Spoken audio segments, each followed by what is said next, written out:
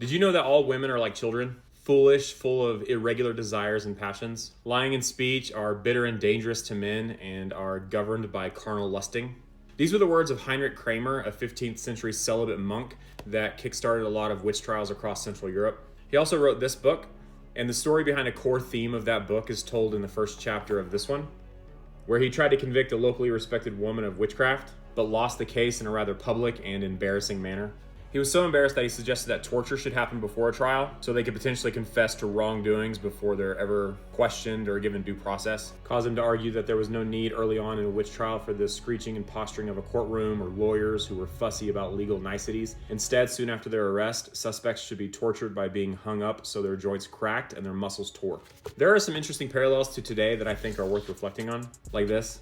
As a celibate monk, Heinrich knew little of the women he suspected. He imagined them shallow, vain creatures, seductive, untrustworthy, obsessed with sex and power. Like the incel culture that has grown up in our digital age, some medieval churchmen sought a way to blame women for their sexuality while simultaneously expressing their own fascination with it. He and others came to believe a lot of these lies about women and would often torture them to confess to things that they made up. Under his questioning, which planted ideas in their terrified minds, both women confessed. They confirmed Heinrich's theories. Yes, they had killed horses, caused storms, and worshipped the devil.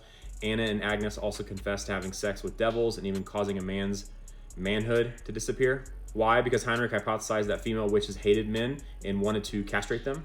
It was a ludicrous hypothesis, one that could only have occurred in a male-dominated society, but bizarre as Heinrich's particular brand of demonology was, Anna and Agnes were burned alive because of it. This is all from the first chapter.